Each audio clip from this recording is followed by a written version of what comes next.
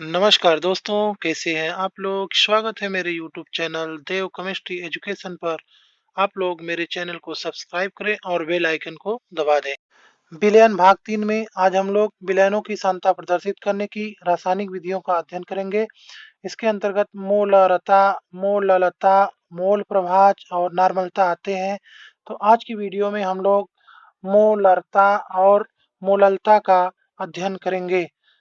मोलरता, मोललता, मोल प्रभाव ये सब बहुत महत्वपूर्ण टॉपिक्स हैं। इन टॉपिकों से कक्षा 11, 12 एवं अनेक प्रतियोगी परीक्षाओं में प्रश्न पूछे जाते हैं। हम इन टॉपिकों की परिभाषा, सूत्र तथा इन पर आधारित गणनाओं को बहुत ही सरल भाषा में हल करेंगे। विलयन भाग 1 और भाग 2 का वीडियो नीचे डिस्क्रिप्शन बॉक्स में दिया गया है। जो लोग इस वीडियो को नहीं देखे हैं वो अवश्य देख लेंगे। तो आइए हम लोग स्टार्ट करते हैं। मोलरता। विलयन के 1 लीटर में विलीन विलेय के मोलों की संख्या विलयन की मोलरता कहलाती है। इसे कैपिटल एम से प्रदर्शित करते हैं।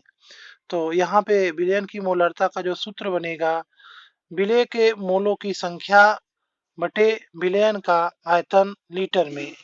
तो ये हमें हर समय ध्यान देना होगा कि आयतन हमें लीटर में ही रखना होगा। तो क्योंकि मोलों की संख्या बराबर होता है विलेय का भार डब्ल्यू बी और विलेय का अणुभार यम बी। यहाँ बी का मतलब हम समझ सकते हैं विलेय, और ए जो मतलब होता है उसका हम उसे भी लायक समझ सकते हैं। तो अब इसके बाद हम पहले वाले सूत्र में जब मोलों की संख्या का मान रखेंगे तो हमें ये नया सूत्र प्राप्त होगा। विलयन की मोलरता कैपिटल एम बराबर विलेय का भार डब्ल्यू बी बटे विलेय का मोलर द्रव्यमान, या इसे हम अणुभार भी कह सकते हैं, यम बी इंटू विलयन का आयतन भी लीटर में रहना चाहिए। इसके बाद ये इसका जो शॉर्ट फॉर्म में फार्मूला बनेगा, यम बराबर डब्ल्यू बी बटे यम बी इंटू भी यहाँ आयतन है, लीटर में होना चाहिए। मोलरता का मात्रक जो होता है मोल प्रति लीटर होता है। अब हम यहाँ मोलरता से संबंधित कुछ और चीजों को जानेंगे। जैसे यहाँ दिया है मोलर विलयन। तो मोलर विलयन किसे कहते हैं? तो ऐसा विलयन जिसकी मोलरता 1 हो उसे मोलर विलयन कहते हैं। देसी मोलर विलयन किसे कहते हैं? ऐसा विलयन जिसकी मोलरता 1/10 यम या यम/10 हो तो उसे डेसी मोलर विलयन कहते हैं। इसी प्रकार से सेंटीमोलर विलयन किसे कहते हैं? तो ऐसा विलयन जिसकी मोलरता यम/100 या 1/100 यम हो उसे सेंटीमोलर विलयन कहते हैं। मिली मोलर विलयन किसे कहते हैं? तो ऐसा विलयन जिसकी मोलरता यम/1000 हो। अब हम मोलरता पे आधारित एक प्रश्न को हल करेंगे। तो हम इसे देख लेते हैं। 14.9 ग्राम पोटेशियम क्लोराइड को 500 ml यानी 500 मिली जल में घोला गया है। विलयन की मोलरता ज्ञात कीजिए। तो यहाँ पे दिया है K बराबर 39 और Cl बराबर 35.5। तो ये परमाणु भार है। इसकी सहायता से हम लोग अणुभार या मोलर द्रव्यमान ज्ञात करेंगे। तो अब इसे हम हल करते हैं। तो विलेय का भार यहाँ डब्ल्यू बी होगा, जो यहाँ पे इस क्वेश्चन में विलेय है पोटेशियम क्लोराइड है। इसका मात्रा 14.9 ग्राम दिया है।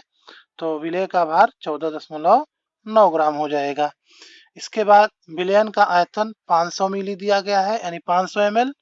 तो इसे हम लीटर में बदलने के लिए इसमें 1000 का भाग देते हैं। तो इसे जब हम भाग देंगे तो ये हमारा आयतन 0.5 लीटर हो जाएगा। अब इसके बाद हम लोग KCl का अणुभार निकालेंगे या मोलर द्रव्यमान निकालेंगे। तो अणुभार या मोलर द्रव्यमान निकालने के लिए परमाणु भारों को जोड़ दिया जाता है। तो परमाणु भार यहाँ पे 39 प्लस 35.5 जब जोड़ देंगे तो 74.5 हमारा अणुभार या मोलर द्रव्यमान आ जाएगा विलेय का। इसके बाद हम इन मानों को मोलरता के फार्मूले में रखकर इसे हल कर लेंगे। तो इसे हल करने पे जो आंसर हमारा आएगा ये 0.4 मोल प्रति लीटर। अब हम मोललता की बात करेंगे, यानी विलयन की मोललता। Molality of solution. तो पहले इसको परिभाषित करेंगे। 1 किलोग्राम विलायक में विलीन विलेय के मोलों की संख्या विलयन की मोललता कहलाती है। इसे स्मॉल m से प्रदर्शित करते हैं।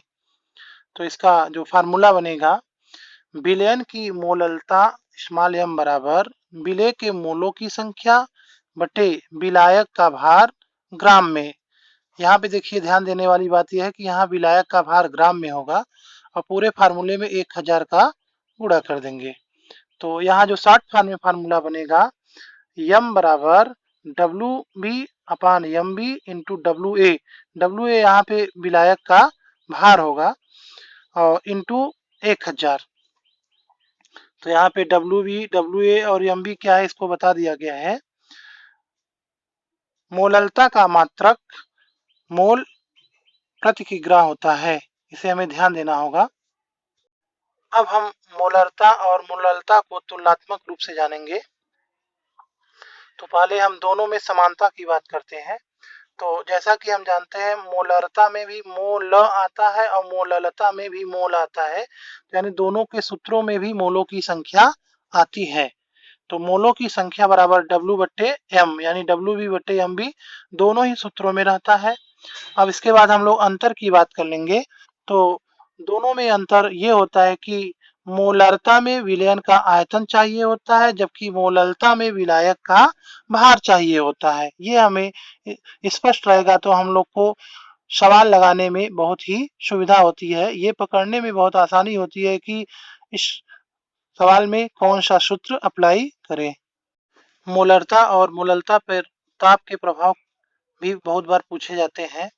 तो ये हमें ध्यान देना होगा कि मोलरता में विलयन का आयतन होता है, तो आयतन ताप बदलने से बदल जाता है, इसलिए मोलरता पर ताप का प्रभाव पड़ता है तथा वह ताप बदलने से बदल जाता है। जबकि मोललता में विलायक का भार होता है और मोललता पर ताप का प्रभाव कोई प्रभाव नहीं पड़ता है, क्योंकि द्रव्यमान पर ताप का प्रभाव नहीं पड़ता है। अब हम यहाँ मोललता से संबंधित एक क्वेश्चन को सॉल्व करेंगे।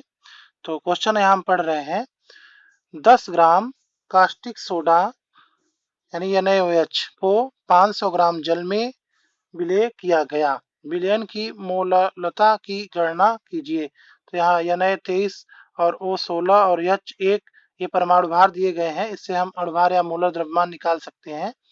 अब इसके बाद क्वेश्चन में जो दिया है उसे हम नोट कर लेंगे। तो यहाँ विलय का भार WB होता है, यहाँ NaOH विलय है, इसका मात्रा 10 ग्राम दिया है। विलायक यहाँ पे जल है, विलायक का भार WA होगा, ये 500 ग्राम दिया है क्वेश्चन में। इसके बाद हम लोग अणुभार निकाल लेंगे, यानी मोलर द्रव्यमान निकाल लेंगे, तो जोड़ने पर कुल टोटल 40 आएगा। अब हम इन मानों को मोललता के सूत्र में रख देंगे। तो मोललता का सूत्र पुनः एक बार बोल दे रहे हैं, m बराबर WB/MB इंटू WA इंटू 1000। तो जब हम इन मानों को रखेंगे तो यहाँ आंसर आएगा 0.5 मोल प्रति किग्रा। अब हम लोग मोलरता और मोललता पर आधारित कुछ स्टैंडर्ड क्वेश्चन की बात करेंगे, जिसमें प्रसक्ता और घनत्व दिया रहता है। तो ऐसे क्वेश्चन सॉल्व करने से पहले में कुछ महत्वपूर्ण बातों को ध्यान देना चाहिए। तो हमें ध्यान ये रखना चाहिए कि मोललता में विलयन का आयतन चाहिए होता है, जबकि जब मोललता पूछा जाता है तो वहाँ द्रव्यमान प्रसक्ता दिया रहता है। द्रव्यमान प्रसक्ताओं में हमें सिर्फ विलेय, विलायक और विलयन के ग्राम में मात्रा का ही अंदाजा होता है, जबकि जब मोललता पूछा जाता है तो वहाँ जो हमें प्रसक्ताएं दी रहती है, भार आयतन प्रसक्ताएं दी रहती हैं, यानी W/V। तो इस स्थिति में हमें विलेय का भार और विलयन का आयतन ज्ञात होता है, जबकि हमें मोललता लगाने के लिए विलायक के भार की आवश्यकता होती है। तो ऐसी स्थिति में हम लोग घनत्व बराबर द्रव्यमान बटे आयतन के सूत्र से हम द्रव्यमान या आयतन को ज्ञात कर लेते हैं, जिससे हमें क्वेश्चन लगाना आसान हो जाता है। तो ऐसे ही कुछ क्वेश्चन की हम लोग बात करेंगे। तो अब हम लोग यहाँ एक क्वेश्चन देखेंगे जिसमें प्रसक्ता और द्रव्यमान दिया है। तो 96% सल्फ्यूरिक अम्ल W/W यानी ये भार प्रतिशतता है का अपेक्षित घनत्व 1.84 है। अम्ल की मोलरता ज्ञात कीजिए। तो यहाँ एच एस और ओ के परमाणु भार दिए गए हैं, जिसकी सहायता से हम लोग अणुभार की गणना कर लेंगे। तो हमें ध्यान देना यह है कि जो प्रतिशतता दी गई है यहाँ पे भार प्रतिशतता है। इसका अभिप्राय यह है कि हमें सभी मात्राएं ग्राम में ही दी गई हैं। जैसे यहाँ 96 ग्राम हमारा सल्फ्यूरिक अम्ल हो जाएगा और 100 ग्राम विलयन हो जाएगा। तो परंतु हमें यहाँ मोलरता पूछा जा रहा है। मोलरता में विलयन का आयतन आवश्यक होता है, जबकि इस सवाल में ऐसा कहीं कुछ दिया नहीं है जिससे विलयन का आयतन हमें पता चल सके।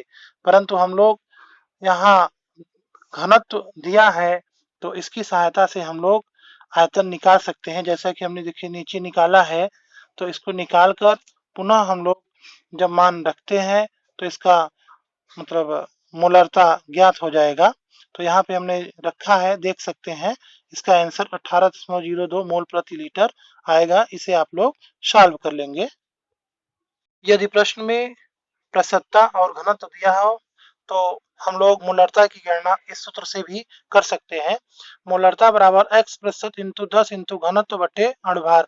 तो x प्रतिशत यहाँ भार प्रतिशतता है, तो हम इस सूत्र में भी मानों को रखकर हल कर लेंगे। आंसर वही आएगा, देख सकते हैं आप लोग भी हल कर लेंगे। जब प्रतिशतता और घनत्व दिया हो और मोलरता पूछी जा रही हो तो हम ऐसे क्वेश्चन को देखेंगे। तो हम इस क्वेश्चन को पढ़ रहे हैं। 93% H2SO4 भार बटे आयतन के विलयन का घनत्व 1.84 ग्राम प्रति ml है। इस विलयन की मोलरता ज्ञात करो। तो यहाँ 93% W/V का अभिप्राय यह होता है कि जो विलेय H2SO4 है उसका भार 93 ग्राम है और विलयन का आयतन जो है 100 ml है। इसका यही अभिप्राय होगा। जबकि हमें मोलरता के लिए विलायक का भार चाहिए होता है। तो आप लोग देख सकते हैं, हमने घनत्व बराबर द्रव्यमान बटे आयतन के सूत्र से ही हमने विलयन का भार ज्ञात करके विलायक का भार ज्ञात कर लिया है। इसके बाद हम लोग मानों को मोलरता के फार्मूले में रखकर उसे हल कर लेंगे। जैसा कि देखिए हमने नीचे हल किया है। आंसर आएगा 10.43 के लगभग, यानी 10.43 मोल प्रति किग्रा आंसर आएगा। तो आज के लिए बस इतना ही। आप लोग मेरे चैनल को सब्सक्राइब करें तथा बेल आइकन को दबाएं। मिलते हैं अगली वीडियो में।